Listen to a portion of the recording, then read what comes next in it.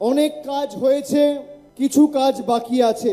দাঁতনের ক্ষেত্রে সাবড়াতে প্রায় 15 কোটি টাকা খরচা করে অনেকগুলো রাস্তা হয়েছে। ভেটিয়া এলাকাতে 1.5 কোটি টাকা খরচা করে ব্যয় করে রাস্তার একাধিক কাজ চলছে। সিজুয়া এলাকাতে 10 কোটি টাকা খরচা করে রাস্তা নির্মাণের কাজ করা হয়েছে। এবং আপনাদের দীর্ঘদিনের দাবি মোহনপুর ব্লকের যে 5টা জিপি পড়ছে, সেই 5টা জিপি নিয়ে এলাকার পরিবেশ এবং আইন শৃঙ্খলাকে অগ্রাধিকার দিয়ে নিশ্চিতভাবে আমরা দেখব এখানের দীর্ঘদিনের দাবি যেই মোহনপুরের 5টা অঞ্চল নিয়ে যদি একটা আলাদা পুলিশ স্টেশন করা যায়, সেটাও আমরা অগ্রাধিকার দিয়ে চতুর্থবার সরকার তৈরি হওয়ার পর দেখব। এর সাথে মোহনপুর এবং দাঁতন 2 নম্বর ব্লক অনেক পান চাষিরা আছে, পানের সাথে কাজের সাথে যুক্ত।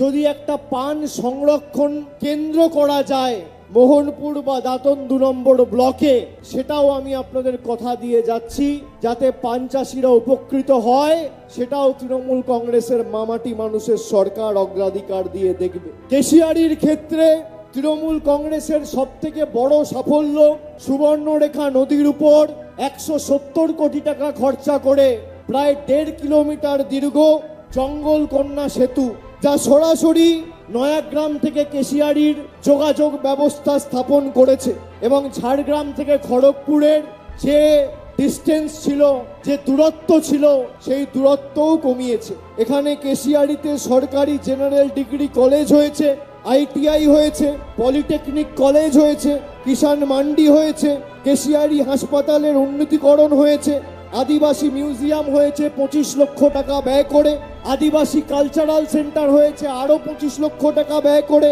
কেশিয়ারিতে 13টি এবং দাঁতনে 12টি জাহের থান ইতিমধ্যেই করা হয়েছে। 19 কোটি টাকা খরচ করে বিদ্যুতের সাবস্টেশন করা হয়েছে মনোহরপুরে।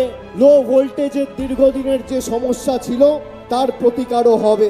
বেড়মুলা এলাকাতে 7 কোটি টাকা খরচ করে সুবর্ণরেখা নদীর পাড়ে বাঁধনের কাজও চলছে। কেশিয়ারিতে আপনাদের বাস স্ট্যান্ডের যে দাবি ছিল, নিকাশি সংস্থা রয়েছে এবং কিছু অলচিকি মিডিয়াম স্কুলের দাবি আমার কাছে চিঠির মাধ্যমে এখানকার কিছু বাসিন্দা ইতিমধ্যেই পাঠিয়েছে। এই প্রত্যেকটা দাবি আমরা আগামী দিন অগ্রাধিকার দিয়ে দেখব।